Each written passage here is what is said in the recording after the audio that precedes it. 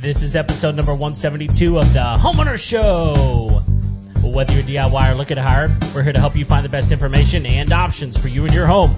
My name is Kevin Hackett, and here with me is Craig Williams. Hello, and welcome to the Homeowner Show. So glad that you could join us for another episode live here from the Homeowner Show studios. How you doing, Kev? And I'm doing good. You got your volume up over there? I don't know. Is it too loud? What's happening over here? It's on your computer. Oh, it's on my computer. What's going on? I'm just over here. You're going to send back...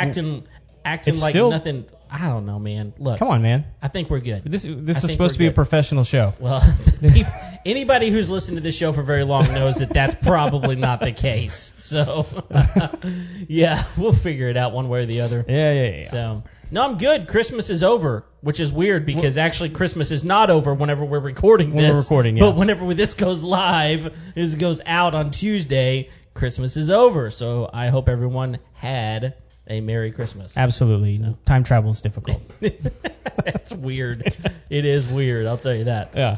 So how are you doing? I'm doing good, man. I had a weird experience today as a business person. Okay. So in the one hand, I had to fire somebody. Oh, no. Not from my business. Okay. I had to fire a customer. Ooh.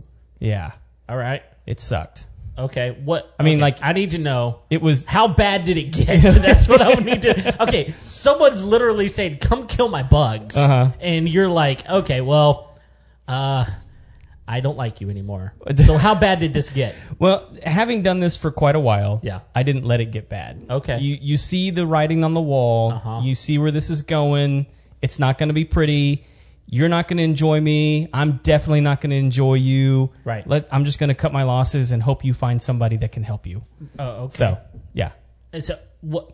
I mean, I need more details than that. Well, what happened? I can't give too many details because it's somebody's private information. But basically, this person was wanting he was wanting write-ups for every little thing that we did. Okay. And he was like, well, I don't trust that you did this, and so I want documentation for this. And I don't think that you did this right, and so I want documentation for this.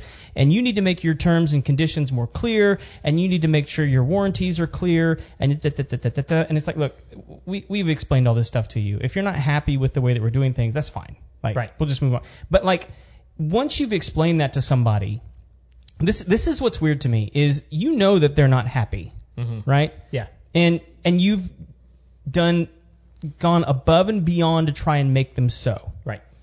And that they're not happy, yet they continue to call and want to use you. Okay. And then when they try and use your services, they do the same thing again and again and again. Mm-hmm. You have to let them go. You have literally no other option at this point. It comes to the point it's like, I can't help you, right? I can't help you anymore. But no, for me, it's you're going to make me miserable. Sure. And I don't have time for that. And how am I not making you miserable? But yeah, how have you not let me go yet? I'm raising my rates. I'm trying to do everything I can to get you to go away. And it's like you're not getting the message. So I'm just apparently it's like that ugly girl in school. That just won't go away. That won't go away. Yeah, that's almost racist right there. Racist. We got to be careful talking about girls and women. They were all white. But they were all white. Of course they were. All right, so here's the question. How'd it go? How did the firing go? Fine. They were fine with it? No, issues? They weren't fine with it. Oh. No, it was, but it's fine with me. They're not going to call me again. Okay. So, and then the flip side of that, I had a new customer. Okay.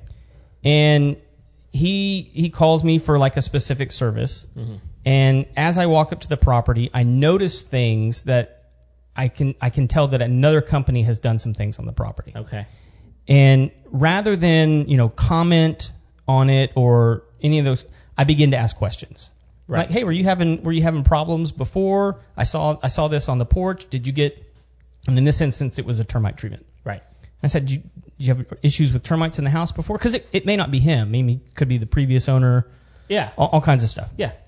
And he's like, yeah, man, I paid bukus of money when I moved into this house because they told me I had termites really, really bad. And I said, oh, okay. Where's the sticker? And if you're listening to this and you don't live in the state of Texas, I don't know your termite laws in other states, but in the state of Texas, if you get a termite treatment, there has to be documentation that the house was treated, and it's usually done with a sticker underneath the sink, on the water heater, or in the electrical panel. Right. And so I said, cool, man, where did he put the sticker? And he goes, what sticker? Uh-oh. And I said, well, sometimes they put it in and they just don't let you know. Let me check around and see what happened. Yeah. No sticker underneath the sink, no sticker underneath the electrical panel, no sticker on the hot water heater. And I'm like, bro, I don't think you got a good termite treatment. I'm like, do you mind me asking how much you paid for this thing? And it was like a third of what I would have charged for his house. And I'm like, man, that's a really good price. Did he just do like a small area? He's like, no, he did the whole house. And I said, do you have the invoice? And he's like, yeah. And so, again, in the state of Texas, I don't know how it is in other states, but if you do a standard termite treatment, usually the chemical that you use provides you a 10-year warranty for the house. On the invoice, didn't even list the chemical that he used, which is a big no-no. Like, we have to have all sorts of documentations, as well as a disclosure document that the state provides that we have to give a copy for us, a copy to the customer, all this kind of stuff. And didn't list the chemical, didn't have a disclosure document, none of this kind of stuff. And I'm like, bro, I don't know what this guy did. I don't know what he pumped underneath your house. I don't know what happened here. Right. I mean, like, it's and he was like, man, this I use this guy because he lives in my neighborhood. He seemed like a really nice guy. I'm like, I'm sure he is a nice guy. Sure. I was like, but if I was you, I would send this guy an email. And here's the magic question: what chemical did you use? Could you send me the chemical that you used? Right. Because usually for pest control guys, that'll send red flags up all over the place. So, as I'm asking questions, this guy is getting more and more concerned about his home because he's like, what did I do? I mean, like, I dropped... Well, because he thinks that he had termite issues. Well, yeah. Right? I don't even know if he did. Who knows? Yeah. I mean, who knows if he got sold on something that he didn't actually need, or whether, they just came in and did the treatment, so to speak, right? Or maybe he just got screwed altogether. Could have been. So that was number 2. Number 3 today. All right. So this was the confirmation that I had done the right thing. Okay. Well, I don't know. You could take this one of two ways, I guess. A friend of mine calls me, and he goes, hey, Craig, I need you to come over to the house. I think I've got termites. And I said, really? Why do you think that? He goes, because I've got this box of Bibles in my garage, and they've been eating them. Oh, no. And he goes, I need you to come save the Bibles. Save the Forget the termites. Save the Bibles. Absolutely. That's awesome. And I was like, I'm coming. I'm coming. So let me get this straight. You went from insect micromanagement to saving the Bibles in an 8-hour time. Yes, absolutely. Wow. It's impressive. That's awesome. Yeah. And for those of you who are wondering who the third voice is, we have a great guest tonight, Steve Spoon from Victory Insulation. That's right. Welcome to the show, man. Thank you very much. I'm glad to have you, have me out here and let's talk some buildings. Yeah. So let's start here. Tell us a little bit about you. Okay. And we're talking insulation tonight, which you know plenty about. So tell us a little bit about you and how you got into the insulation business. So, funny story. I always tell this story, and I kind of jump in the middle. So I'll back up and I'll go to the beginning. Pull it up just a little bit closer. Okay, sorry. Yeah, you're good. So I was a police officer for almost 15 years, and I left because of the politics back in 2004. And I started my own business, and I did bed liners, and I worked for a great company called Ultimate Linings. And this is kind of how I got into the chemical end of it. If you've driven a Ford, Chevy, Dodge, or Toyota, I've had something to do with that spray and bed liner at the factory level. Oh, wow. While I was working for them, my son was a senior at Oak Ridge High School, and he decided that he wanted to start his own business. And this is the middle. This is kind of where I jump in. So I told him no. And I'm like, I am not traveling all week and then coming home and then crawling in an attic. I'm not going to do it. And, well, here I'm crawling in attics every day now. So obviously he won out. But the thing that got me was when he sat me down and said, Dad, I can work for Kroger, H-E-B, Walmart, and work all the time. And I could go work one job and make more than I probably make in a month. And I went, okay, you get it. Yeah. Right. All right, I'm in. So that's kind of how we did it, and that's kind of how Victory Insulation started about 7 years ago, right? And then we've been really rocking and rolling full time since the plague, came out, right? Yeah. And so you guys were what, 4 years old by when the time COVID hit? right, and it was, we'd come home and it was always grandpa's house and then grandpa's friends and then aunts and uncles and aunts and uncles' friends. And it was only word of mouth. We didn't advertise. And we always did some work. And when I came home, it was funny. My wife's like, hey, great, you're on unemployment and everything, but what's the plan, right? And so I'm like, well, the plan, I guess, is that truck out there. I'm going to give this a run. And I've always kind of had a little bit of an entrepreneurial spirit to me anyway, from, when I was little. And so I started, a Facebook ad, and I started spraying Sheila she sheds 2 a day, every day. And it just grew, and when you say spraying Sheila she sheds, spray foam insulation. Spray foam, okay. Yeah, absolutely. I'm sorry. Yeah, no, you're fine. Yeah. And so, my wife is like, hey, Skippy, nobody's going to spend money. Everybody's afraid, right? Right, yeah. And I'm like, well, let's give it a shot, right? And I was spraying those for about $2,000 a pop, 1 in the morning, 1 in the afternoon. I was doing it by myself. And then it snowballed. What would happen is once I kind of did a bunch of that, then they were calling me back going, my house is incredibly hot, right? And then so I started doing houses. And then from that, we started doing fiberglass insulation, and then from that we started doing cellulose insulation, and it kept growing, but I refused to grow too much because I don't want to be that business that's got 14 trucks and 300 employees, and you lose the connection with your customer as what you just got done speaking about, right? One of the greatest things that I will say about our company is that when we do work for you, you kind of become part of the Victory family. We have a touch, right? And that turns into that friendship, and that friendship turns into advice. And I have customers call me all the time that I spray foamed their house like 2 years ago, and they'll be like, do you have a plumber? Right. I'm looking for a pest control guy, or I'm looking for a window company. Who do you know? And it leads to that communion, right? And I think I try to foster that because I want my customers to be happy. I want my customers to sell that house and go to the next house. Yeah. And so with that, I'm not a salesman. I'm an advocate. When I go in your house, I'm truly on an advocate mode. And I think that's what fosters that friendship, that trust that comes along with that. Yeah.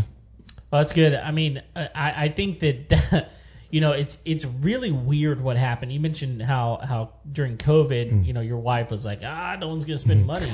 But what we have found talking to contractors and people that we associate with on the show is they were so stinking busy because people were at home going, man, it feels weird in this house. I need some insulation, or where do these bugs come from? Like, I need a pest control guy, or goodness gracious, that wall looks terrible. We need to remodel this house. And like all of a sudden, contractors were getting calls left and right because a lot of people were still getting paid. Absolutely. They were just getting paid to sit at home and do their work rather than going into an office. Oh, absolutely. And so then you sit home at noon.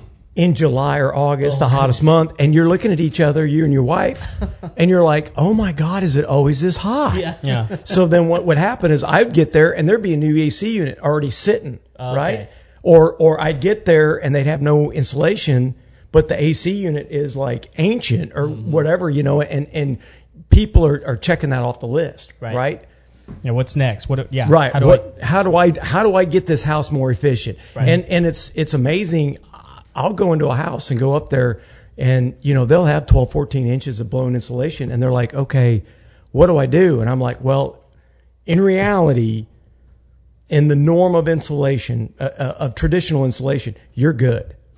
You have something else going on, right? Yeah. And then, we'd bring in like my AC guy or their AC guy and we'd start what's going on here? Is this unit actually working properly, or is it like a million years old and it's on its last leg and it's doing what it can do, right? Yeah, I think so. When it comes to insulation, I think this is one of those industries where people don't realize the value of insulation. Absolutely. Until they get their heating or air conditioning bill and they go, golly, why is my bill so expensive? But the problem that you have is, I believe that you don't realize how bad it is. Because you don't ever see your attic. You're not up there very often, right? Right. But your bill just slowly grows. That's true. As your insulation value is dropping, your bill's slowly going up, and you just accept it. And then pretty soon you're like, wow, and somebody says, yeah, my AC bill a month in August is $150, and then you're like, what? Yeah. Why is mine $350 or whatever, right? And I have a friend of mine, I won't mention his name, but he's like, people's bills are only like $150, and I'm like, yeah, what's yours? And he's like, almost $4. I'm like, holy crap. So my friend that owns an AC company, Brian Gessner, and we run over there, and I go up there, and he's got like 3 inches of insulation. So oh man, here is that like when you say 3 inches, is that like blown in? Okay? That was blown insulation. And so here's kind of a funny fact that most people don't realize, and I'm going to date myself. Yeah, I was there with Christ at the beginning. But back in the Reagan era, they had a program called Blue Star Energy Homes. And I don't know, you guys might not remember that, but they were giving out tax breaks to insulate your house, to energy improve your home. And all these insulation companies had these crazy, crazy claims. So the U.S. Energy Department did a study in a 2x4 wall. And they gave you exactly what the R value was, right? Well, in that study, they came out and they basically said that if fiberglass insulation settles 2 inches, you've lost 80% of your R value. Oh my gosh. Now, as a pest control guy, right? Yeah. You're in an attic all the time. So how many times you crawl up in an attic and look across that sea of rafters and all you see is lumber, right? Yeah. They have no insulation. It's there, but it's all compacted. It's all compressed. It's gone. It's done. Now, does it compress because of moisture, or is it just time? Oh, it's time. Heat. Okay. Time and heat. Okay. Heat. If you go up? So in the old days, insulation used to be itchy and scratchy and nasty, right? Well, that was the chemical that they used to bind the fiberglass together with. Now they use a cellulose product, and the cellulose is a sugar product, right? And so as it gets hot and age with the gravity and the moisture and the heat, it will kind of crust and kind of fall, right? So there's some of the things. So if you go up in your attic and you stick your hand in your insulation and that top part of it feels kind of crusty, yeah, you're kind of in trouble, right? And at that point, we're still talking about blown in, correct? Absolutely. If it's doing at that point, the only thing you can do is remove it, replace, right? Well, a lot of people, what they'll do is they'll top on top of it. Okay. And here's what I say to that. Yeah, you can do that maybe once, but you start doing that 2 and 3 times, you're creating a base of nothing. Yeah. And then you're creating your insulation value, right? And so you really want to, I go up in attics all the time. And I'll dig around and I'll find like 3 different colors of insulation. Well, that means that they've topped this thing off 3 times, right? So probably the first 6 to 8 inches of insulation has no value, right? Okay. And we already know that blown insulation should be at minimum 12 inches to 14 inches to create the R value that you're really looking for. Now, I know that this goes out to everywhere, so every place has a different code, right? Yep. So like here in Houston is R21 minimum, right? The norm that everybody tries to achieve is about R38, R30 to R38, which is 12 to 14 inches of blown insulation. Okay. So it gives you kind of an idea. Okay, so I'll just be honest with you. I don't have a clue what you just said as far as R value goes. Okay. And I think there's probably a lot of people out there going, I understand that there's something related to insulation called R value. And it sounds like the high numbers are better than the low numbers. Right. I'm going, okay, I think the higher the R, the better. But Absolutely. Can you kind of explain that for a minute? So I would like to say that I'm like this really smart, genius dude that knows all of the yada, yada, yada, yada. Yeah. But really, to make this very simple, the R value is resistance between hot and cold. Okay. Let's just use that because that's the simplest thing. Now, R values is, and I'm going to take it one step further, R value really is a poor method of valuing insulation because R value works well for like a cellulose or a fiberglass, but it does not work well for a spray foam. Okay. It just does not because like an R value, R21, or something like that is code and you can achieve. And so what we're trying to do is let me retract that.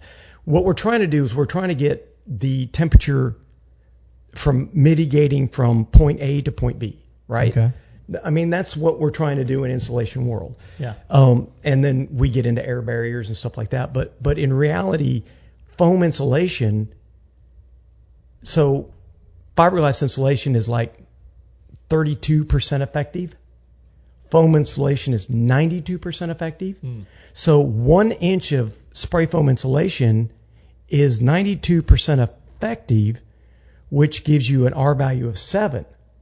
1 inch of fiberglass is, I can't tell you off the top of my head. I know 3.5 is R11 in reality, but the foam gives you the air barrier difference, right? Yeah. So that creates even more of a value, and that's why R value is really an arcade kind of thought process because there's too many different insulations now.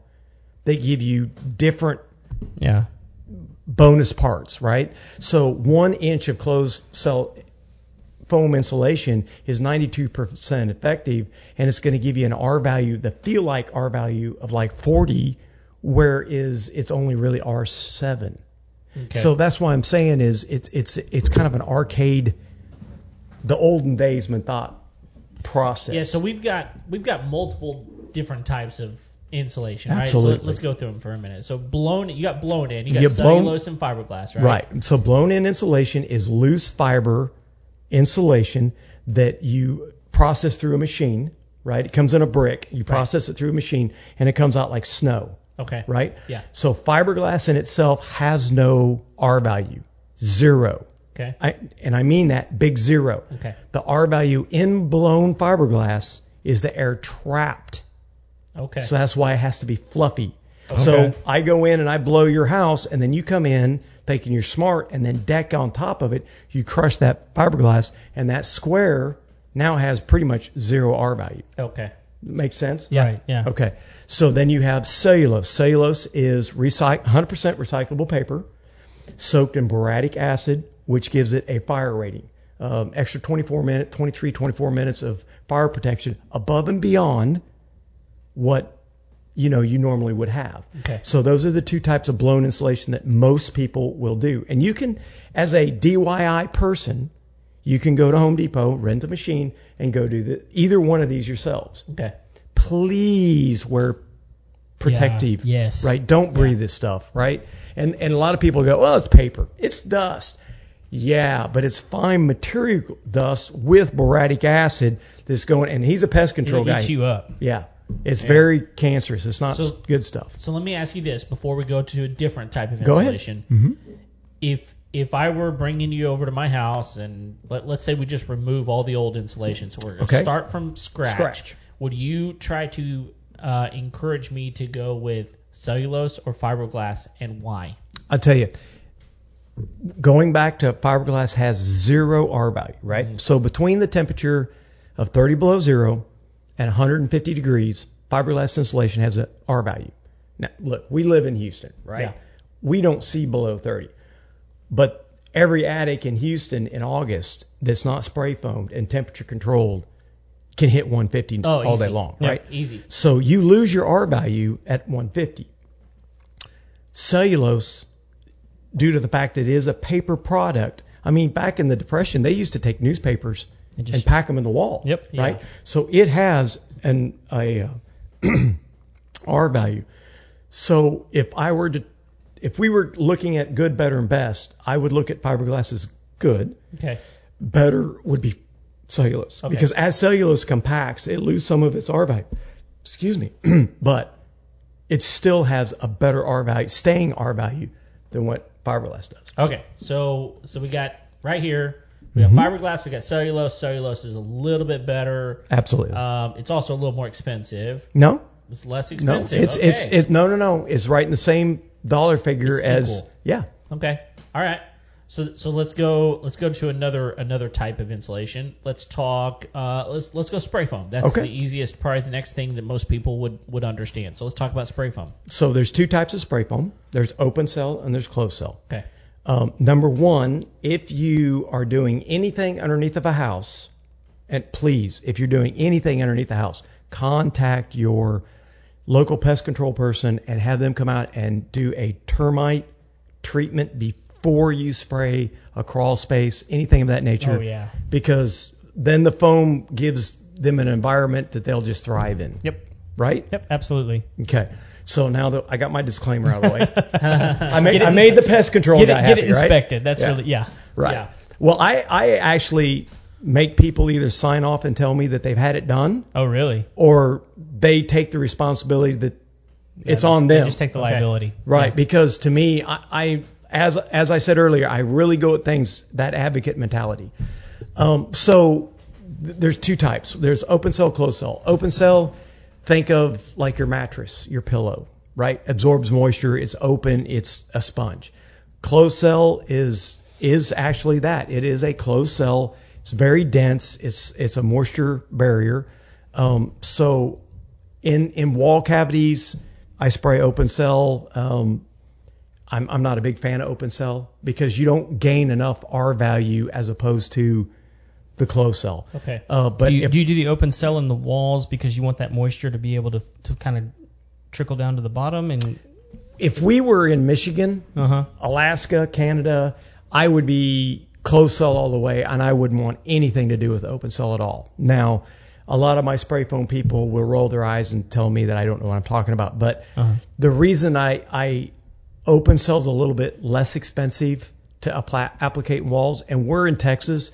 We're not trying to keep out that north wind that's blowing 30 miles an hour at 30 below zero kind of mentality, right? Closed cell foam is a higher R value.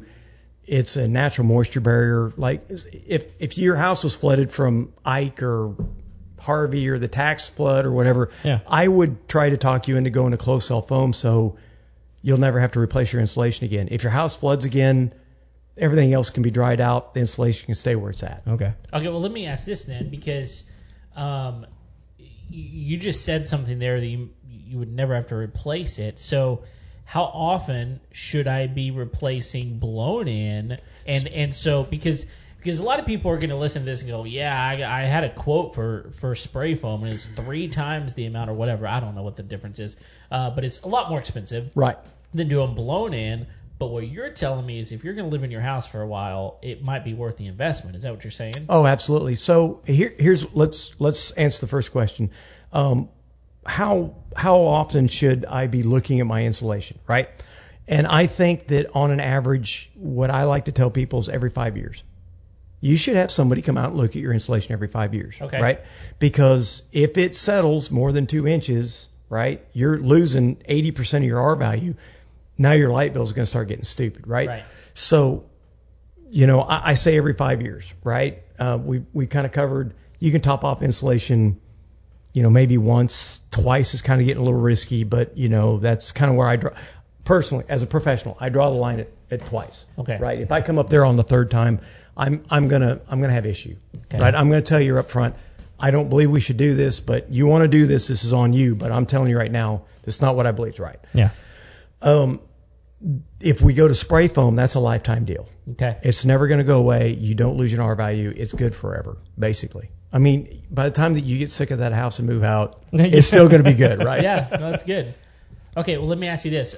So we've got our resident home inspector Okay, commenting. I want to go back to her. Sure. Yeah, I'm going to go back and ask. First of all, she said you're spot on. And your full inspection should happen every 5 years on this. So she's really happy with you on that. But have you met Ricky? I have not. No, she'll find something wrong with your house. Yeah, she will.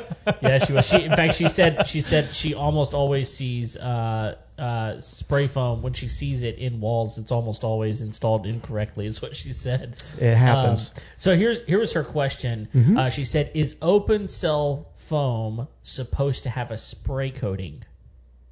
It depends on the code. Okay. Okay, so most foams don't have a high burn ratio on it, and what they're depending upon a lot of times, like now I'm speaking from Houston, Texas, Sure. right? So please don't hammer me if you're from Ontario, Canada, that has, I'm just making that up, right? A totally different code, right? But most foams do not have an E85 coating in it, which is a burn rating coating, right? Okay. So if we go to a Buffalo Wild Wings, I'm going to pick on Buffalo Wild Wings, but most of them are spray foamed. They've earned right? it. It's fine. Yeah. And if you look up, it's all painted black, and that's that thermal coating. Okay. Right? Yeah. So this all goes back to the fire that happened in the 80s in New Jersey, that the bar was all spray foamed and the pyrotechnics caught it on fire and it killed all those people. Yeah. This is where this all comes from. Okay. Right. So one person always got to ruin the party. Oh, there was a whole bunch of people, right? It's that typical, absolutely. So no, it doesn't have to have a coating because you're using your drywall is your burn barrier. Okay. Right? Yeah. Because a 3/8 sheet of drywall has an X amount of time burn barrier on it. And that's like I said, that's here's code. Now, you might get in a different area, California, New York, whatever, they might have a totally different code, and it might require a burn coating, which is it's painted on just like paint.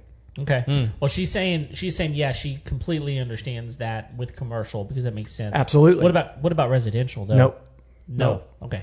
And once again, I'm talking Houston. Houston's code. Absolutely. Yeah. Right. Yeah.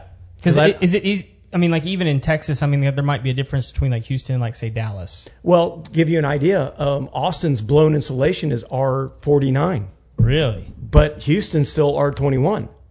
Wow. The common on the builders is R38. Okay. So code can be one thing, and if you're up that or above, you're better, right? Right. So I mean, it's just. So why did Austin? It's Austin. Is it just because it's Austin? Yeah. Okay. That actually makes sense to me. Well, and so so the building code in No Houston. offense, however, a little bit. Okay. No. I mean, Sarah lives there. It's every offense. Yeah.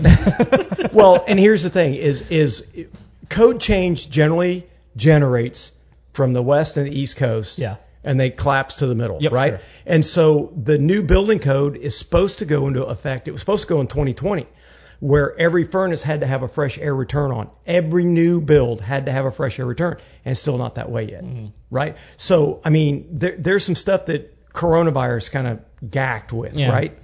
Well, and like there is this kind of weird thing where you can pass all the regulations you want.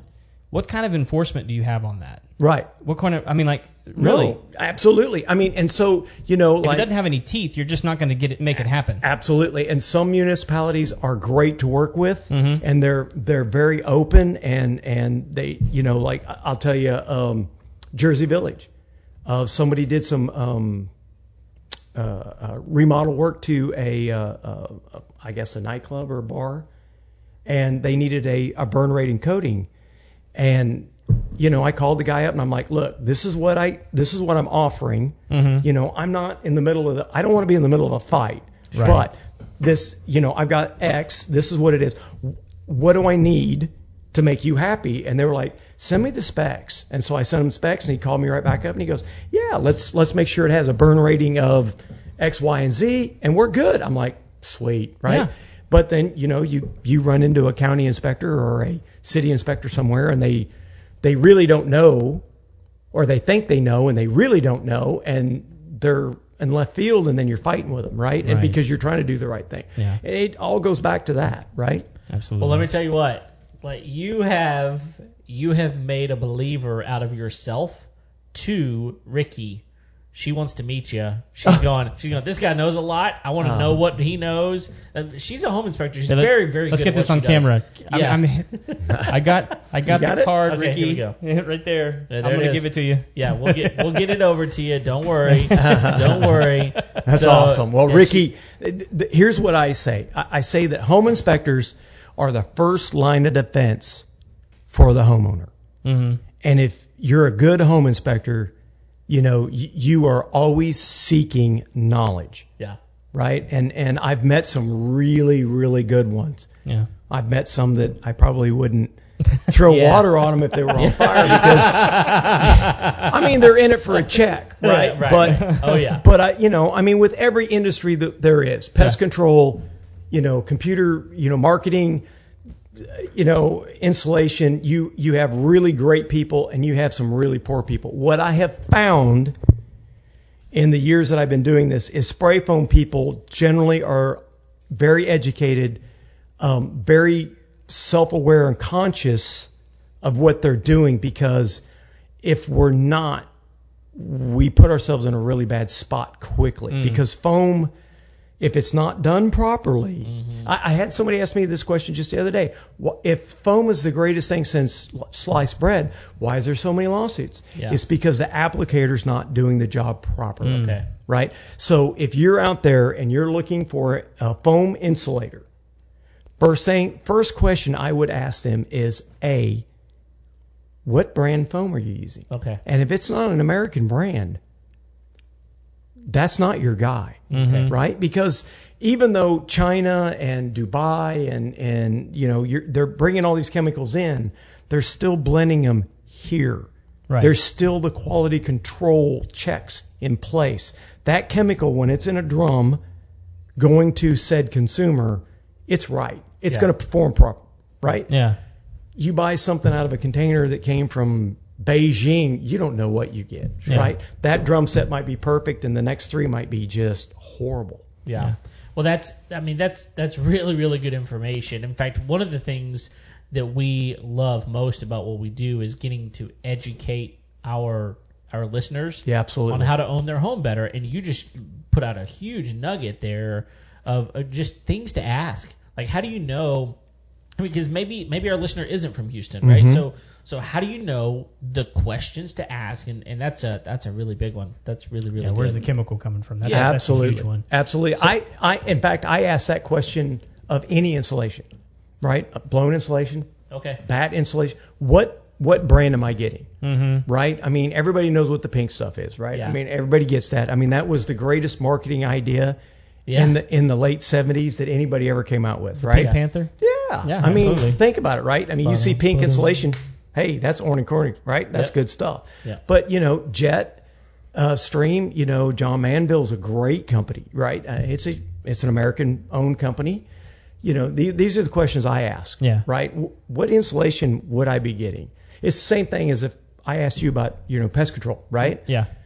Where's that chemical made? Yeah. Right? Because I don't want anything that's coming from somewhere else in the world. I want something homegrown that I know that has my... And there's quality control with that, right? Yeah, my safe and health, in mind when they do this, right? Yeah, like for us, a lot of times people are very concerned about the active ingredient in the pesticides that we're using, which is valid. That's something to be completely concerned about.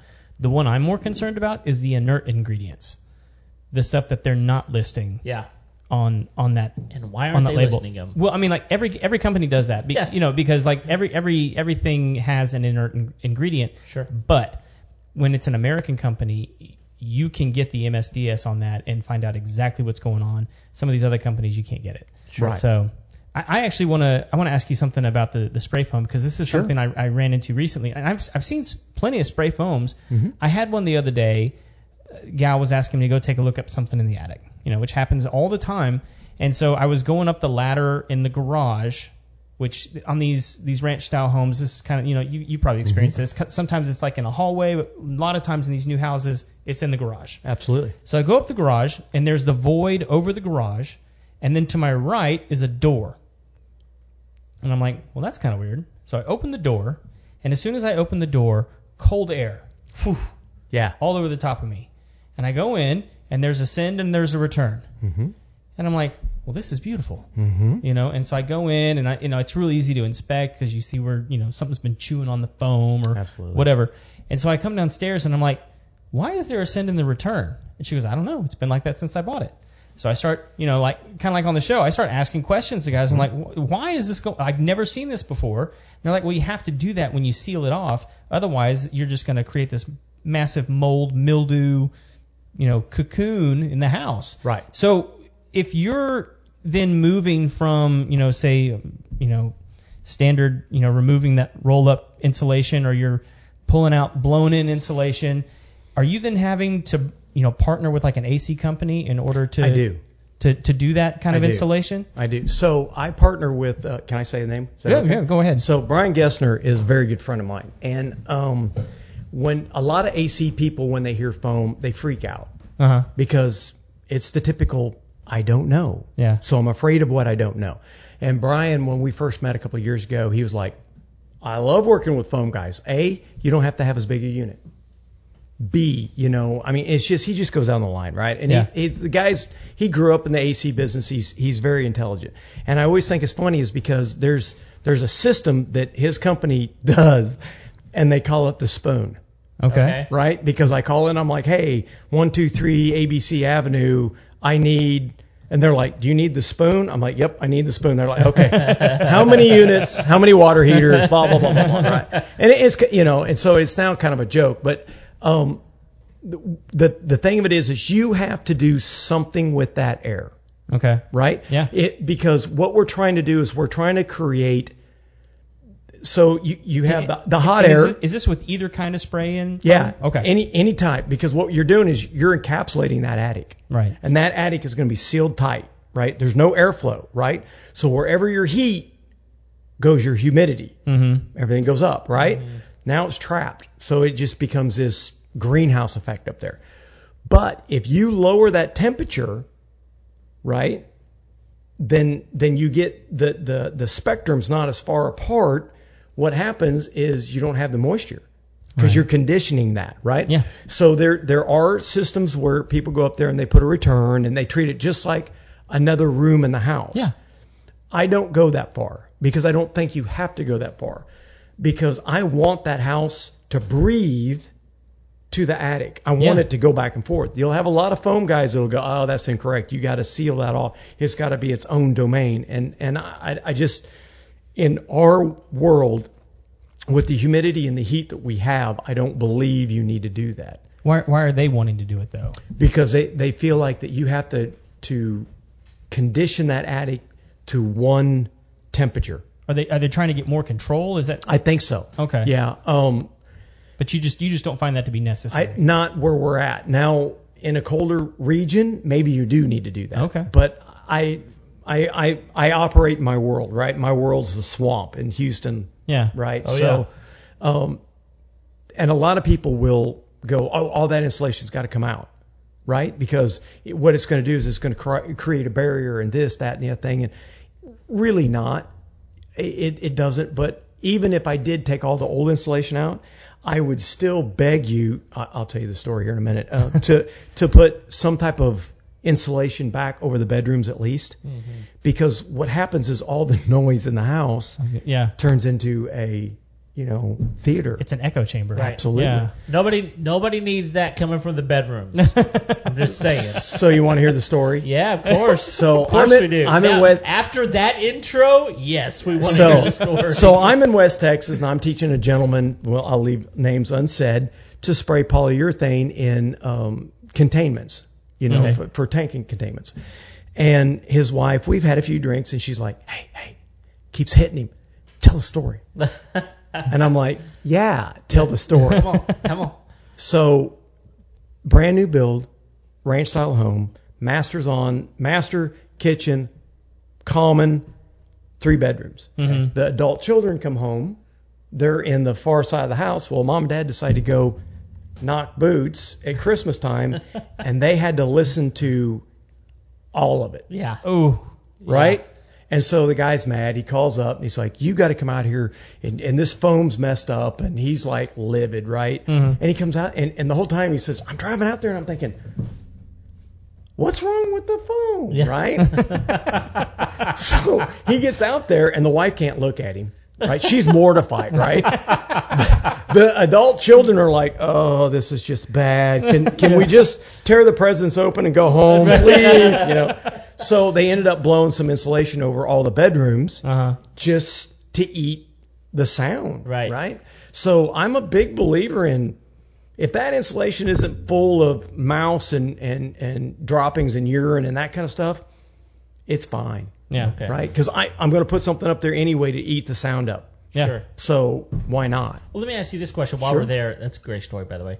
Let me ask you this question. So, what if I did have like a theater room or something like that, and I wanted to insulate it a little bit differently? What would you recommend in order for sound barrier? So I would do 1 inch of closed cell foam insulation. Okay. Because that gives you the actual air barrier. It's not going to travel.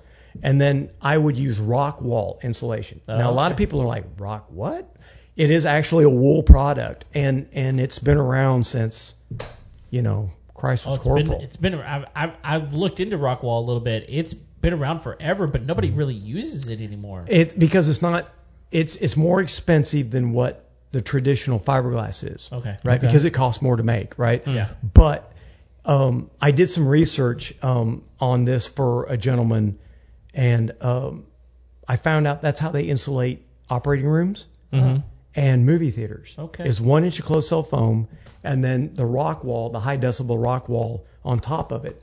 And the foam is not allowing the air to move to travel the sound, and then the rock wall is just absorbing as much vibration as it can. So does that go up sort of like sheetrock, or is it? How does it install? It's more like bat, right? Yeah, it's exactly. Okay. It's exactly it's bad. Okay. It just rolls out just like bad insulation, and you just staple it in. The rock wall does. We spray the foam in between and then apply the bat.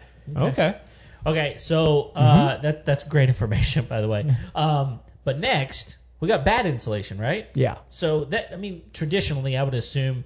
Let me tell you this. So if you were to go up in my attic right now, you would not be happy with me, because right? Come on, right? No, you wouldn't be happy with me because I didn't do this. But what's interesting is you go up there and it's like I need more insulation, right? It is what it is. But every once in a while there'll be this roll of bat insulation just there, and I'm like, what? Why is that there? It's just someone was like, you know what? I think we need some bat insulation right here, there, okay, for no reason. Okay, Ricky, you're gonna have to back me up on this. Seriously, you just don't randomly roll this stuff out, right? Yeah, there's got to be a reason, right?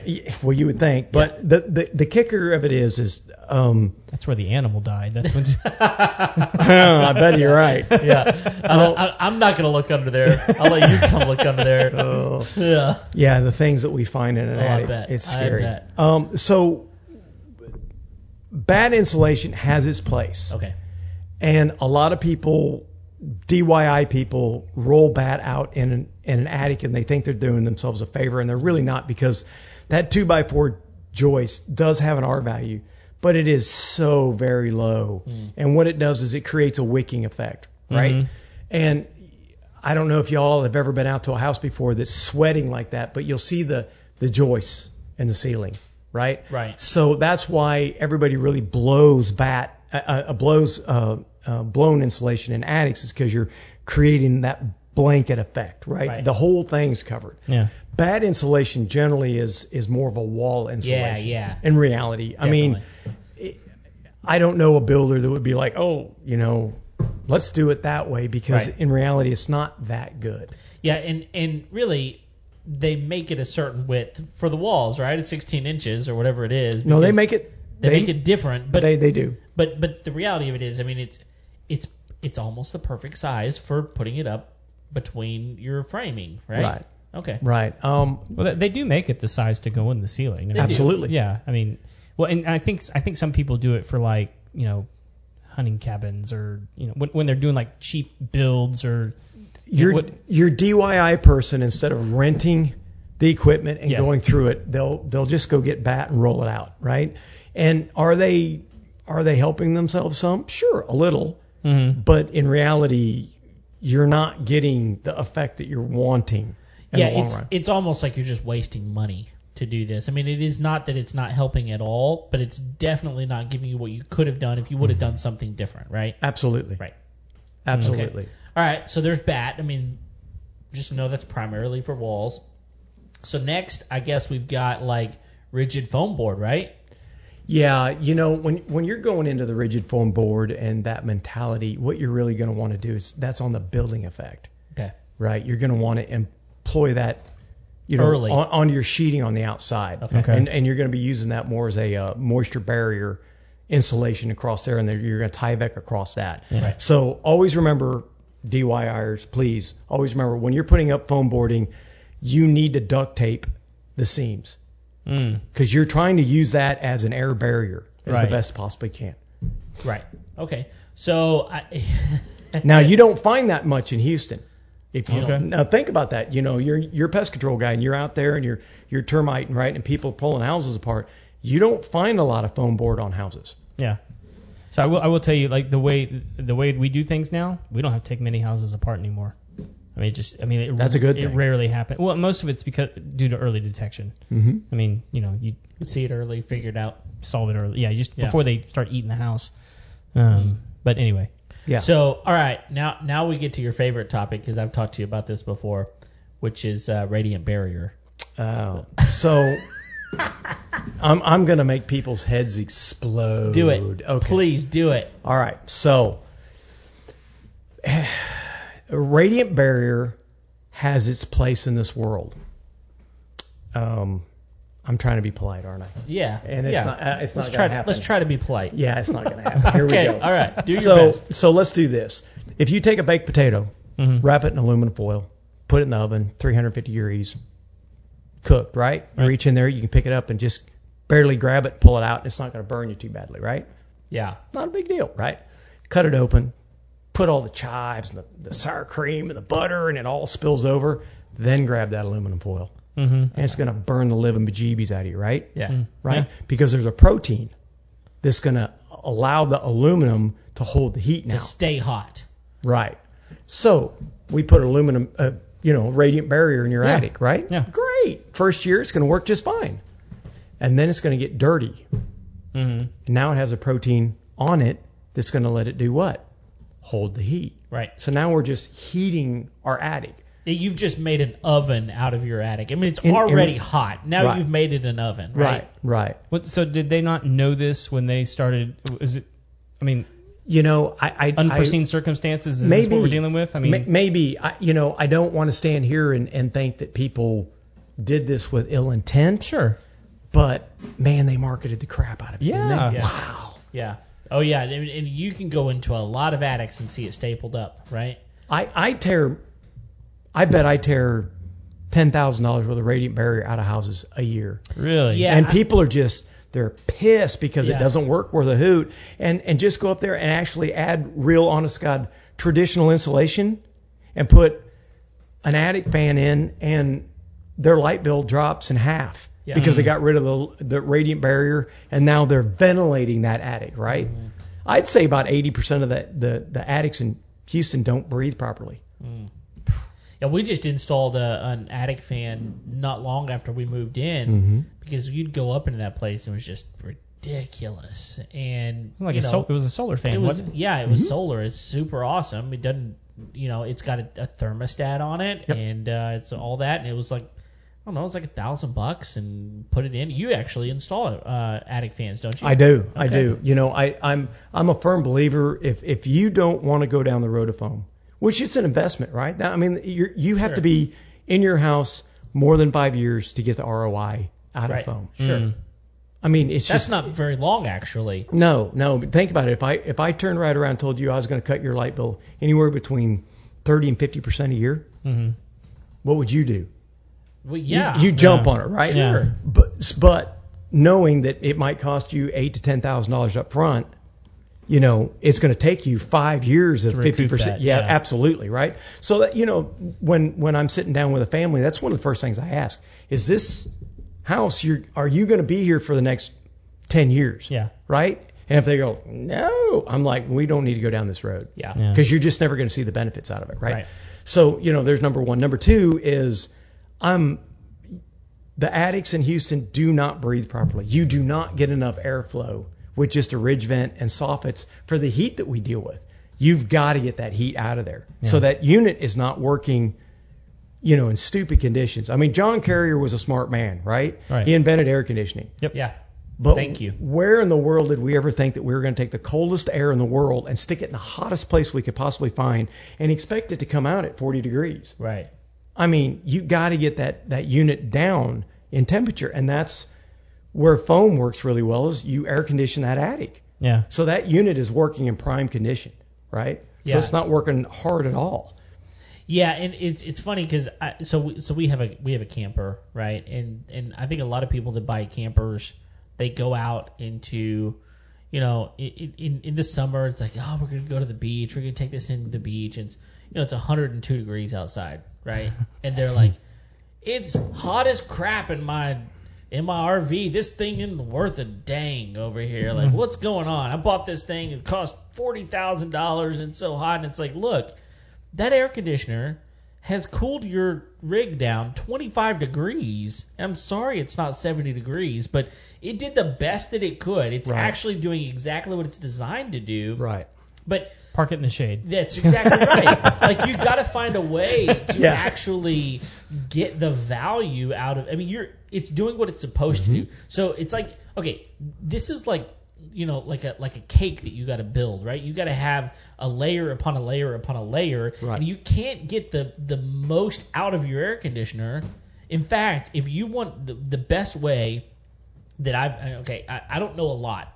Everybody understands that, right, Craig? Yep. You want to chime in here for a minute? I can confirm that. Okay. I don't know a lot, but here's what I do know, just because I listen every once in a while, and that is that your air conditioner is not going to last very long the way you want it to. You spent thousands and thousands of dollars on that thing. That's right. You even had it installed correctly by, Affordable Air, because they're awesome. And your guy, what's his name? Brian Gessner. There you go. Prestige. Yeah. Prestige. All right. So we got a couple of really good options here. You have one of those guys that do it right. Right. But you didn't do your insulation, and so now you're frustrated with your HVAC guy. But at the really, you need to be frustrated yourself. Because you didn't properly do all the things you needed to do. So as a homeowner, what I would say, and just piggybacking off what you're saying, what I would say is in August, right? Hottest, I mean, Satan's balls hot. I mean, it's nasty in Houston, right? I mean, 150 degree, attics, you have 100% humidity. You can slice with a knife and just like a shower curtain, and you're just walking through it, right? Yeah. Yep. Go in a house, look at all your register vents. If there's moisture on those register vents, or if you see mold on those register vents, you don't have enough insulation. Yeah, we actually had that issue not too long ago. I was like, is it raining in here? Nope. That's just condensation coming down from the register. It's like, I got called out to do an estimate the other day, and it was a veterinarian clinic. And I'm walking around and I'm looking at this, and their AC guy said, oh, you don't have enough insulation. They just blamed it all on my side of the fence, right? And that happens a lot because there are some AC people out there that are just like bad insulation people or bad pest control or whatever, right? Yeah. And so I walked around in there and I started looking at everything, and I'm like, man, there's some funky stuff going on. So I went back and I contacted the owner, and I'm like, do you mind if I bring my AC guy? I just want to make sure what I think I see is what I think I see. So I get Brian, and I'm like, we're at a chili cook-off, and I tell him the story about this thing, and he's looking at me and he goes, that sounds like a whole lot of something going on. I take him out there, and Brian's, he's outgoing. He's very talkative. I mean, he said maybe 10 words the whole time we were in that building. And I'm like, oh, this isn't good, right? And he takes all these pictures, and he goes down there, and, we meet with the owner, and we're having this discussion, and he goes, look, this is messed up from get to go. Like all the plenums, typical square plenum, right? Mm-hmm. They don't hardly even use those anymore, right? They take it off of one large air run to a distribution block, and then it goes. They don't make big long plenums anymore. Right. This vet clinic was built within the last 6 years, 7 years, somewhere right in there. Had 2 huge plenums built, and I mean it's all wrong. They have air pickups in the places where they have dogs bathing, so they're sucking air into the system. Ooh. It's just one thing after another thing after another thing, and he just laid it out online, and that's what's so valuable about having a guy that knows HVAC. Yeah. Right, because they look at there is a true science to it, and Brian always tells people, look, I can put 1 million tons in this attic, right? But until you do something with the insulation, it ain't gonna work. It's just not going to make a difference, right? And that's where you have to trust your trades to know what they're doing. Yeah. But as a DIY person, I will tell you that if you look at your HVAC vents in your house and they have black mold on the inside of them, mm-hmm. they have moisture, condensation in the hot time of the days, you have lack of insulation, and if you have that mold starting to work, you need an HVAC guy out there to fix this. You just do, because it's not going to be healthy for you in the long run. Yeah, because at the end of the day, it's not just about keeping your bills down. That's correct. You're breathing in this stuff. Oh. And you're wondering why am I always like feeling chesty, or why am I feel like I've got a cold all the time, or what's going on? Well, and now that they have those units that they put actually in the HVAC system that will kill the mold. Yes. Yeah. Right? Uh-huh. And the UV stuff? Is that what you're talking about? Yeah. So it's don't ever use ozone. That's bad for you, right? Yeah. I know. You and I know this, right? but how many people will go out and buy an ozone unit and put it in their house? They think that they're doing themselves a favor, and you're poisoning yourself, right? Yeah. There's a reason that ozone is not on the space station, right? Yeah. I will say this: you can use ozone effectively if you know what you're doing, and you can't even be in the house when you're using it. Because this has been a trend in our industry. It's mm-hmm. like, look, you can eliminate pretty much every bug in your house by using ozone. Yeah. It'll kill every living thing in the house. Even you. Fifi and but Pebbles and the fish and that's the point, right? And but these companies on the internet will sell you an ozone unit to put in your house. Yeah. Oh, it's healthy for you. It's killing the bugs. Yeah. And it's poisoning you at the same time. Right? Yeah, everything that kind of stuff comes at a cost, and so here's the thing, and this is what I'm hearing from you. Mm-hmm. Get the right guy, to come check your insulation. Here's the thing: if you've lived in your house for 5 years and you have not had someone come check your insulation, call. Absolutely. Call your insulation guy, have him come out. And after you've listened to this episode, you have some ideas of some things to talk about. You know about blown insulation. Mm-hmm. You know about spray foam.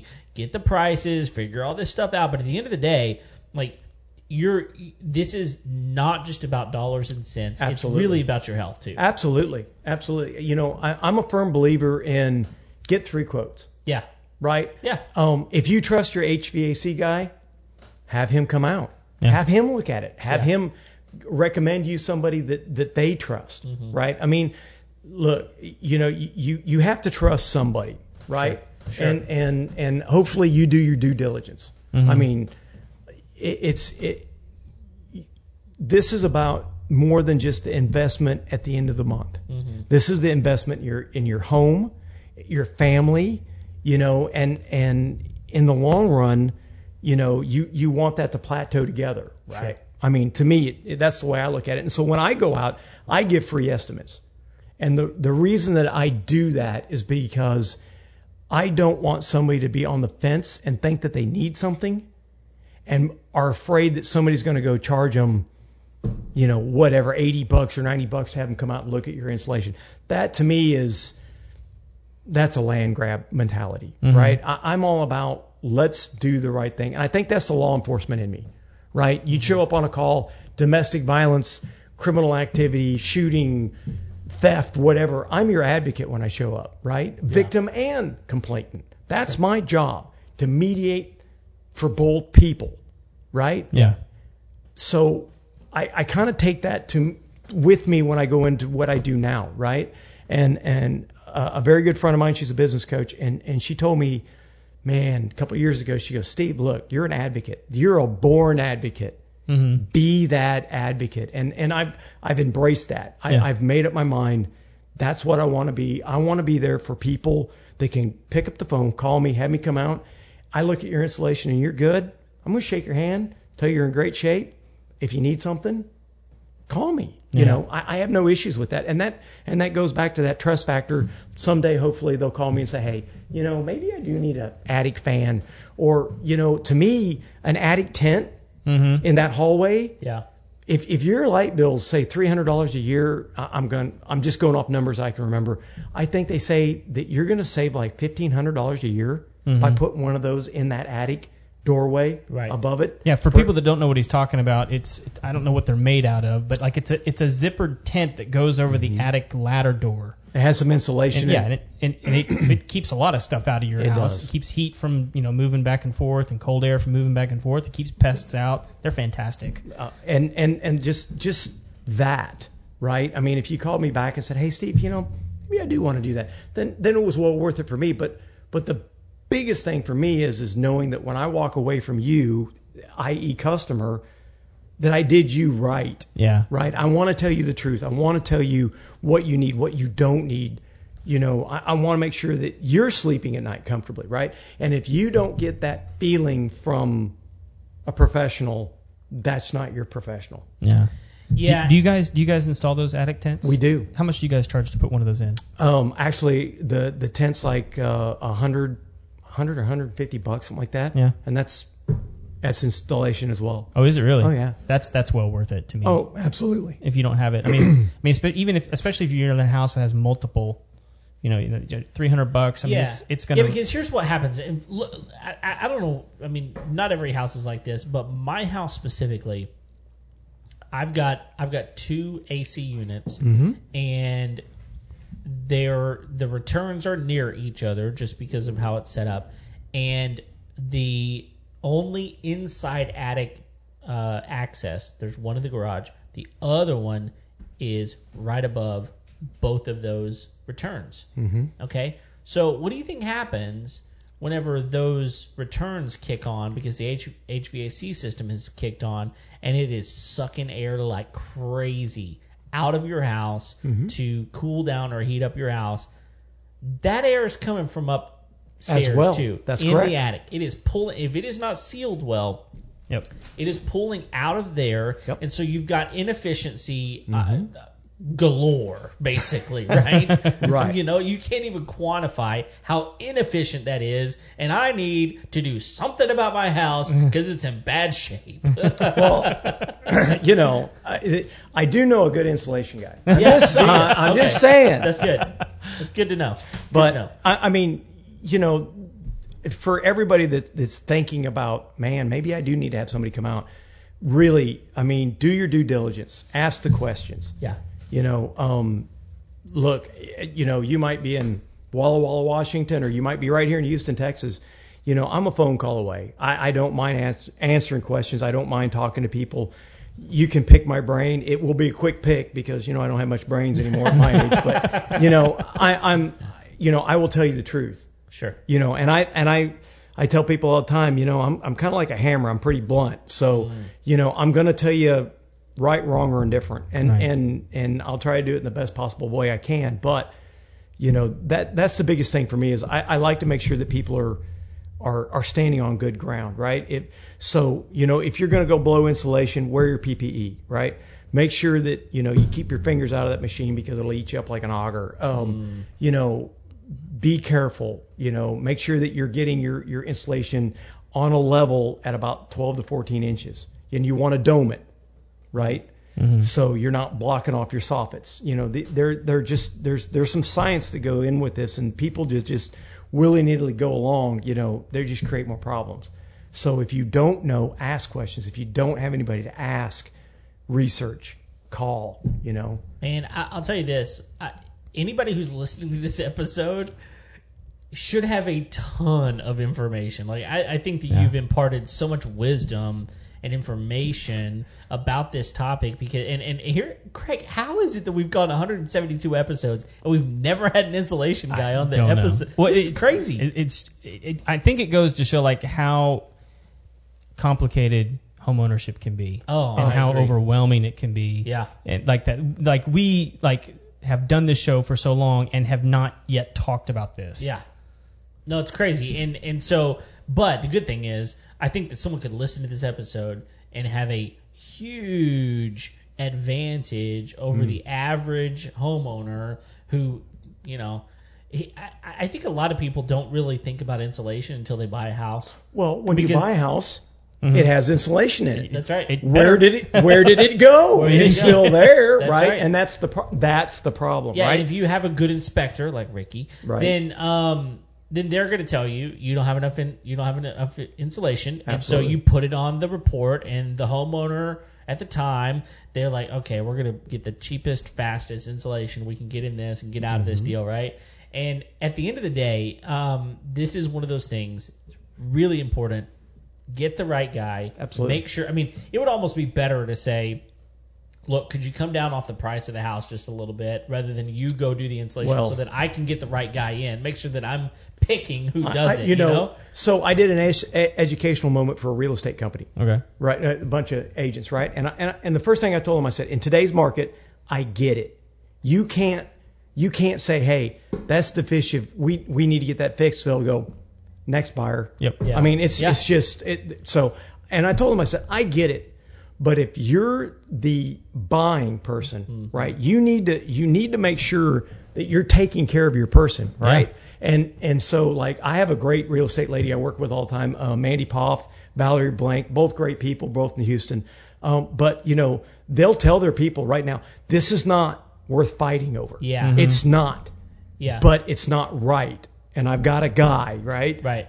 But that's the point is if you're a real estate person, I told these people, I said, look, here's the deal. If you're the selling person, you're trying to kick this dog down the road, right? Yeah. I get it. I do. I get it. But if you're the buying person, you're their advocate. Sure. You need to stand on the stump and you need to fight for them, right? Yeah. And they just kind of looked at me, and that's when I gave them that, 2 inches, losing 80%, and they all sat there with their mouths open. Like that's the first time anybody ever told them that. Yeah. Right. And they're like, I'm like, so you're selling somebody a home that's already 80% energy deficient. Yeah. Think about that. Yeah. And it's not even hard to tell either because usually they have those markers. Like it's almost like a rain gauge that they put in the attic now. So when you build a brand new house, by code, there's supposed to be an insulation document stapled in the attic. You've as pest control person, you've seen them, right? And they'll say this was insulated by this company at this R rate, right? And then you look at the R rate and it says, oh, we were at R38, 14 inches. And then you look over there and you see 10 inches. Yeah. You're already back. Bam, 4 inches, right? Yeah. I mean, that's just right up front, right? And then sometimes you'll look at it and they'll say, R30 or R38, and then you look over and it's below the joist, which is 6 inches. Yeah. And then you're like, that's a house that, you're good. Don't worry about it. That has absolutely, I know, I'm slinging my hands everywhere. Sorry. So, you're at a basic zero at that point, right? Yeah. And that's one, I say that about real estate agents is they need to be your advocate. They need to make sure that you understand what you're buying. And Ricky's probably, going, oh my God, he's speaking my language, right? Because home inspectors fight this battle every day. Yeah. Well, and look, the reality of it is not that expensive. You'll keep chatting. I'm gonna grab. Go and do it. It's not that expensive to insulate your home. Mm-mm. I mean, really, whenever you think about all the different things, especially whenever you're comparing it to like remodeling your home or installing a new HVAC unit or all those sorts of things, it's really not that expensive to insulate your home. No, actually, it's the cheapest of the bunch. Okay. Right. So if you live in and this is Houston prices, right? Of course. Yeah. If you live in like a 2,000 square foot home, sure, ranch style home, 1 story, and you need to add more insulation on. Yeah. Right. The average is anywhere between $1 to $1.50 a square foot. Okay. That's cheap. Yeah, it is. Because I'm sure a new AC unit's going to cost you. Oh, I mean, you're talking $5,000 to $7,000 for a new AC unit a lot of times, and maybe even more than that. I was going to say more than that. Yeah, but that's on the cheap end. But again, it's like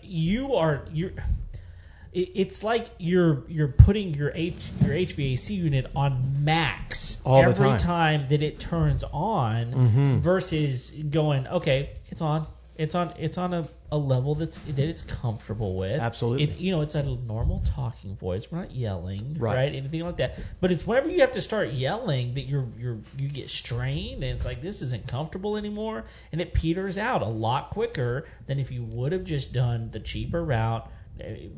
Work these things in tandem, right? Well, and that's a great thing to say, is in tandem, right? So do you want to run a marathon at a full sprint, or do you want to run a marathon at a jog? Right. Because if your insulation is in the right area, your AC unit's going to jog instead of have to run at a full sprint. And then, one of the cheapest things that you can do as a homeowner, besides insulation, is have an HVAC person come out every single year and tune your unit up. Yeah.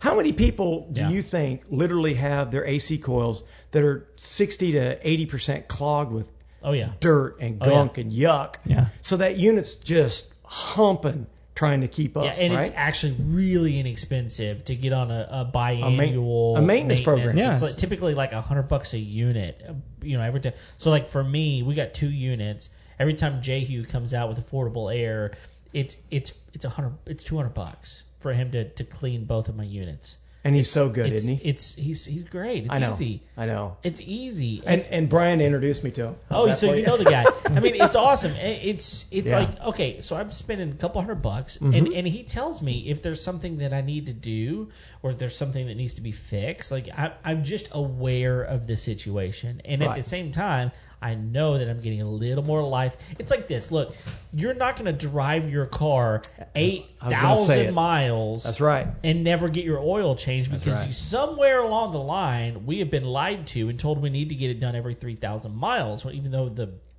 manual probably says about 5. But whatever, right? Well, it's the difference in the oil, right? Yeah, we went from synthetic versus traditional. But the end of the day, you know that.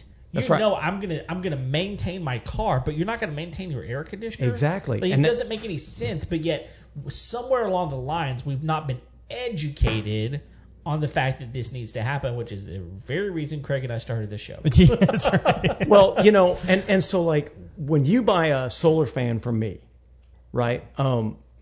Brian and I have a partnership that you get 1 year maintenance free. Perfect.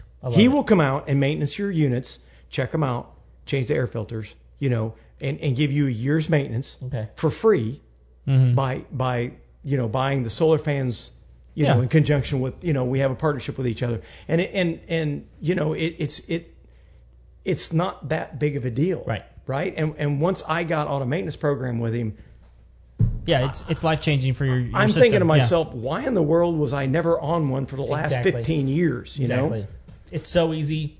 It's so worth it. Oh, absolutely. Well, I think that's true of a lot of things with your home that you're just too dumb to know all of it.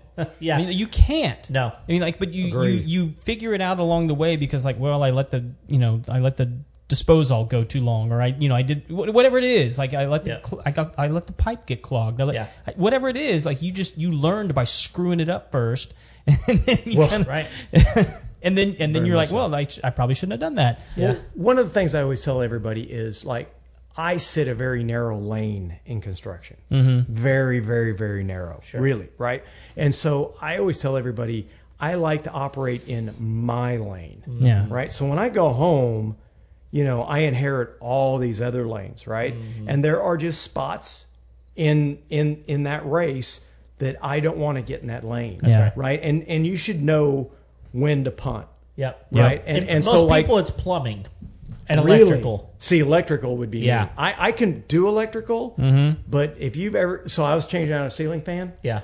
And my phone vibrated in my pocket when I was fixing to touch the other. You about jumped out of your pants. I don't think that I breathed for I almost passed out because I still hold my breath, right? But that goes back to the point, right? Is stay in your own lane, right? And I'm not telling y'all not to do your own insulation. Sure, that's not what I said. But what I am saying is do your homework. Yeah. Think what you're doing. Ask questions.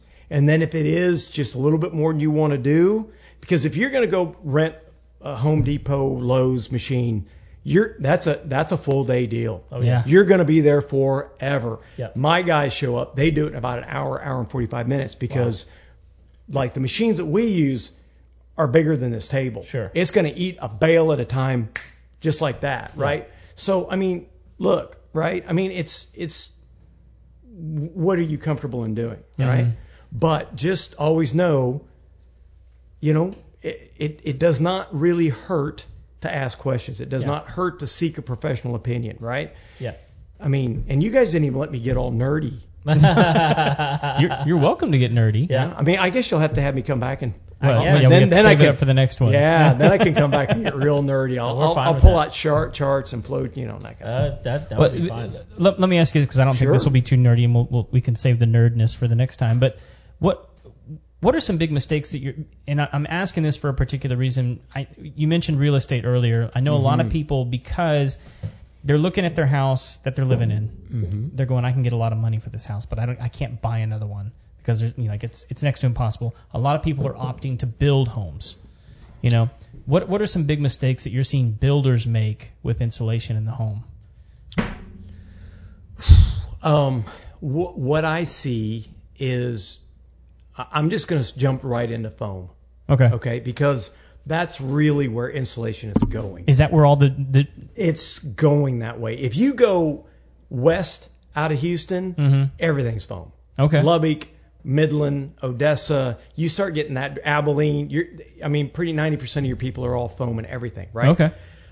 You go east out of Louisiana, going Georgia, that direction, and you see so much more foam than you do here.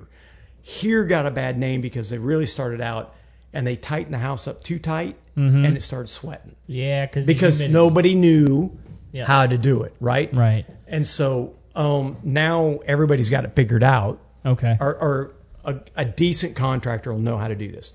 But what I see is there's a huge debate of like, will it void my warranties on shingles, right? Will it void this warranty and this kind of stuff, right? If it's applied properly, it's good. I'm not a firm believer in open cell foam in a roof deck, because to get to R21, you have to get like 6 to 7 inches of open cell foam. Well, that's a lot. And so you're cooking the OBS and the shingles because it's just getting hotter and hotter and hotter. I'm a firm believer in closed cell foam because you only have to get 3 inches. Okay. The heat transfer is almost like 96%. It's going to cut off the heat transfer, right? So you're not getting enough foam to cook everything, and you're gaining an immediate moisture barrier on your roof deck. So, I hear all these builders, if I have a leak, I don't know where it's at.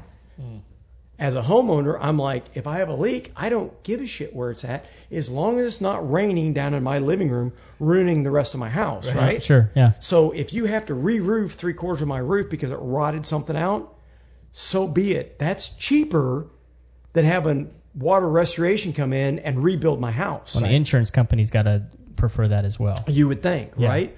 So, and I don't know if they do or not. So we'll have to find that one out. Yeah. I think we know a couple of those guys. We know a couple of those guys. Yeah. But that is one of the misconceptions is, well, if it's open cell foam, I'll be able to see the leak. Well, that's a sponge. It's going to soak up the whole roof, and it's just going to rain water. Yeah. Right? So there's one. Number two is the thought process. If I tighten my house up too tight, it's going to sweat on the interior. Right. And yes, it would, but that's where the fresh air return comes in. That's where conditioning the attic comes in. There's some science that goes with this now. Sure. So people try to scare you out of foam because they don't know how to work with foam. Okay. There's a subdivision off of Cypress that a builder built with foam, and he didn't do anything with the attics. He just foamed them. And they're mold, all of them, full of it, because he didn't know what he was doing. Right. And I don't know who the builder is, so I don't. Yeah. But we don't need to be But then again, Yeah. there's another not a track builder, but a custom home builder that builds multiple versions, and he puts a Reese's candy bar up in the attic in August, and he invites you to go up there and look at it, and it's not melted. And there's no mold, and there's nothing else, because he gets it. He understands it. So it goes back to your homework a little bit. He also knows how to lure me into an attic. Right. I mean, I'm just sitting here going, where are these homes? I'm a little hungry They come right with now. free Reese's? Right. Hey, have you tried the big cups? Yes. Oh my gosh. Yeah. And I don't care if it's a right Twix or a left Twix. Yeah. They're all good. They're all good. A Twix is good. So, well, let me ask you this, because Sure. you're mentioning shingles. Is there a roof material that might work better with foam? Like, does it operate better with like metal or clay or No, there's not. maybe And even slate? They all work well together. The problem that you have is there are certain shingle manufacturers that produce insulation. Okay. And so they will do everything in their power to make it the foam's fault. Ah. Right? Oh, like okay. certain T shingles. Now, I'm not saying, I'm just picking on them. I don't have any case study. I don't have anything that says that they've ever done this, but I'm going to use that for an example. Sure. It's like I blow most all of my fiberglass is either John Manville or Certainty, Okay. depending on who's got what in the shortage of life, right? Right. But Certainty makes shingles. Mm-hmm. And so there's a huge conflict of interest there, right? And so you've got to be careful about that, because the crossover, right? They don't want foam because they want you to blow insulation because they want you to buy their insulation. Sure. Right. Owings for fiberglass, right? Mm-hmm. Same thing. Okay. Right? They produce shingles, but where's their big dollar figure, right? It's insulation, Yeah. right? So you have to be a little bit careful about some of this stuff. Yeah. Okay. All right. Well, I think we're nudging up on we've already been doing this for a while, so we are going to probably have to have you back in order to talk more of the nerdy stuff, as you put it. But before we let you go, we're going to have to do the segment that everybody looks forward to the most, and that is the Final Four. The Final Four. That's right. It's the Final Four questions we ask each of our guests, and so we're glad. I haven't told you about these, so you don't know what they are. So I do this not. is going to be fresh on your mind. So we're just going to kick it off. We're going to start it off with this one. What is the must-have tool that you won't leave your house without? Tape measure. Okay. Tape measure. Why tape measure? Because all I do is measure day in and day out, right? I mean, seriously, I would say that would probably be the number one thing, because we don't work off of square footage for the most part. We work off of board footage. Okay. So I'm always measuring, pitch, run, so on and so forth. Yeah, I think that's one of the misconceptions. A lot of people say, well, I've got a 2,400 square foot house. How much is it going to cost to insulate my house? I'm like, I don't think that's a really good way to figure Not that for foam. information out. Not for foam specifically. But fiberglass, it would be. Okay. Because we're mirroring what the floor plan What the is. floor plan is. Yeah. All right. Next question. You did well, by that way. Did well. All right. Second question. What's a project you walked away from, or what's a job that you walked away from? So we actually we originally asked this question as what's something that you did at your house that you started that you wound up having to call a contractor for. However, a lot of people, whenever we wrote it, said, what's a job you walked away from? So maybe a career. But I'm going to let you take it whichever way you want to. What's a job that you've walked away from? So there was a house in Louisiana that was all kinds of messed up. And what had happened is a contractor came in and they spray foamed it. And the spray foam was off ratio, which makes people sick. A lot of people are very hypersensitive to it. I could probably live in that house and I have a problem with it. Sure. It was, I would say it was probably $1 million and a half home. Wow. Huge. And every bit of it was spray foamed. And he wanted me to come in and try to coat it with something to preserve it and all that kind of good stuff. And I didn't I didn't want anything to do with it because I knew it was a lawsuit coming, and I didn't want to get drugged in the middle of it. Sure. And generally, when spray foam is applied improperly, man, I've seen it to where they've literally had to tear the house down. Oh, wow. They just write the people a check and say, sorry. Yeah. Yeah, this is just bad, right? And they just bulldoze it to the concrete and rebuild it and sell it. Jeez. No, I mean, they don't even want you to take your clothes out. They want you to just walk away. Wow. Because the odor's absorbed into everything, furniture, name it. Are you talking about like the insurance company or? Yeah, okay. Yeah, they just want you to walk away from it because they don't want you to take that to your next house and have an issue with it. Jeez. Wow. Yeah. That's nuts, dude. And I went in there and I felt just horrible for the guy, but I was just like, I don't feel like I can do justice for myself as well as the customer. Right. I didn't care what the check written was. I just didn't. I really, drywall would have to come out. All the foam would have to be come out. They'd have to come back in, check, make sure that the chemical residue was gone, and then you'd have to be able to redo it. And I just was like, I don't feel like I could do justice here. How do you even remove foam? I mean, dig. Just keep digging. That's tough. I don't want to do it. Me neither. That's why I walked away from it. Do you know if they ended up just leveling that house, or you don't even know? Last I heard, there was a lawsuit between the foam manufacturer, the applicator, the home builder, and they were all suing each other. Oh, that's a mess. And we know the chemical company's going to win that one because, they're the big dog in the fight, right? They got the deep pockets. Yeah. All right, next question. How do you wind down at the end of a long day? Generally by the time that I come home and eat supper with my wife, we sit around, watch a little bit of TV together, and then I try to read something. And sometimes it's not even something that's educational. Sometimes it's just some type of book. Like I think I've read all the Jack Reacher novels. Just it's somebody told me a long time ago, especially being ADD as I am, that you can't go watch TV because you're being stimulated. You need to read something. Wind down. Yeah, to let your mind stop moving a little bit. And so, I've read a lot of inspirational type stuff, biblical. Fun stuff, novel wise, just a little bit before I go to bed. Yeah. All right. What's been your best one over the last 2 years? Life's Golden Ticket. Who's that by?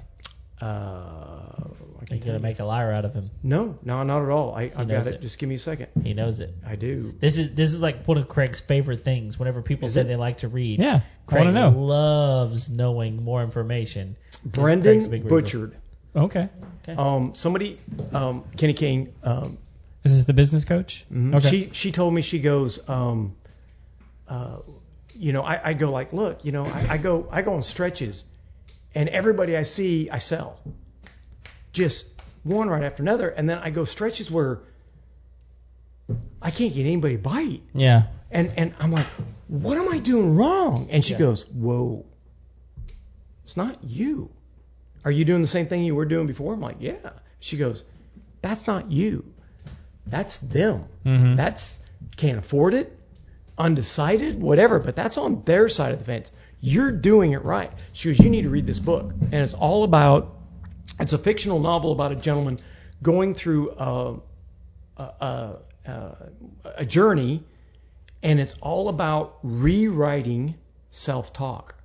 Okay. Because, look, business owners, we're bad at this. Uh-huh. I mean, we are negative on ourselves more than anybody. Yep. I might leave that house that you had to fire, right, Mm-hmm. that customer, and I might be just beating myself up over it because some coach told me I was too slow, or a math teacher in high school said I was stupid and I'd never be anything, or whatever. And that's the voice you hear as you're walking away, right?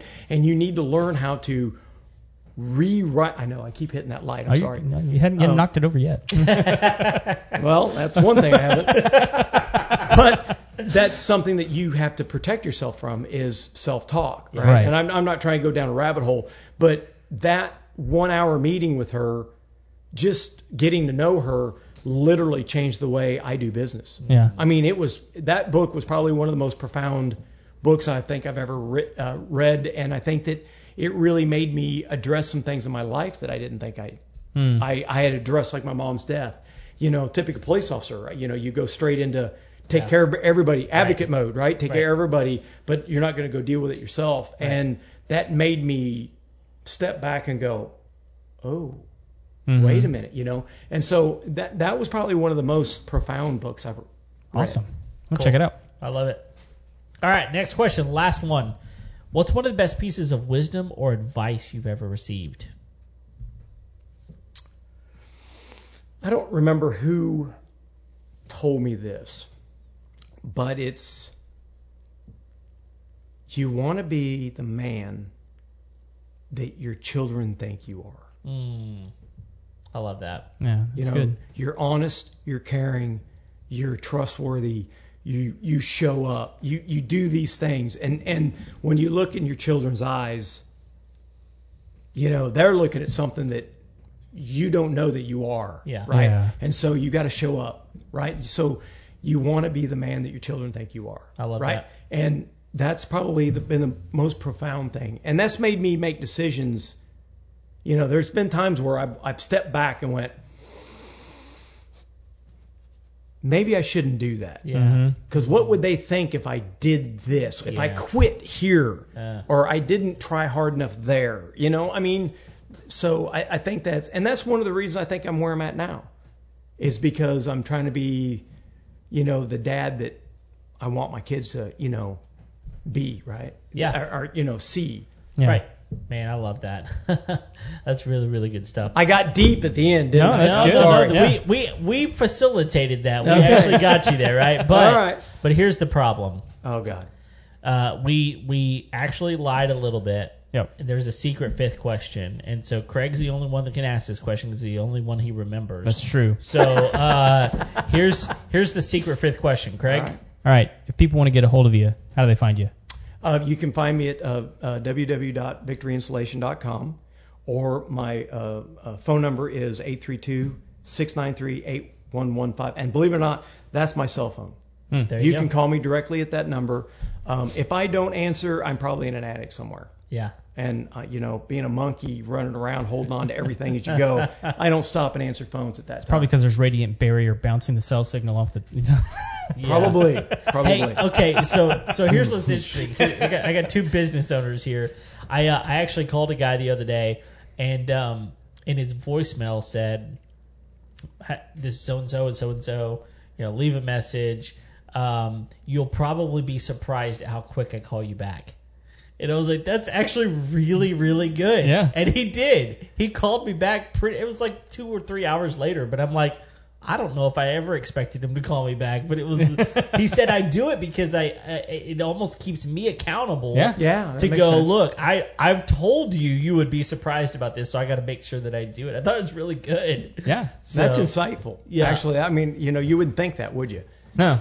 I mean, it's similar to what Steve was saying. He's set a standard That's right. by which to live up to. That's right. You know, it's good stuff. And he didn't so many. I think this is the mistake so many people make: is you create a standard and you keep it internal. That's right. Rather than saying out loud, I want to be the kind of man that my children think I am. Right. I'm going to be the kind of person that you're surprised at how quickly I get back to you. Right. And instead of just internalizing that and going, I'm going to be that person, you say it out loud to people, and it makes you accountable to that person that you say that you're becoming. It's so good, man. Yeah. It's so So- good. Absolutely. So if you haven't yet, we're going to put all that information right there on the show notes and up on the website so you can get a hold of Steve. That's right. Anything else we got, Kev? Man, it's been really, really good. Thank you, Steve, for the time that you've given us. You've imparted. I know this is kind of a long episode, but you've imparted a ton of wisdom. Really, really good stuff. So we're gonna have you back at some point if you don't mind. I'm more than happy to.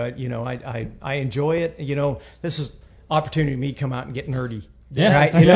Because I start talking like this at home, and my wife goes, oh. Yeah. She checks Again. out. Yeah. Again. Yeah. No, that's good. Well, thank you all you listeners that stuck with us for this long. It's been good, I think. And so, if you haven't already, go ahead and click that subscribe button.